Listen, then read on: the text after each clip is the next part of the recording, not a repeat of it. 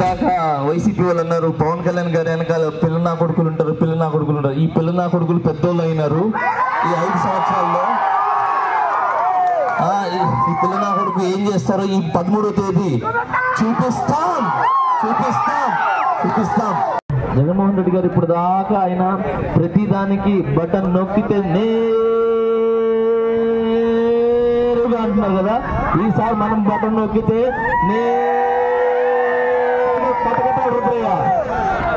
మర్చిపోవద్దు. Thank you so much అందరికీ.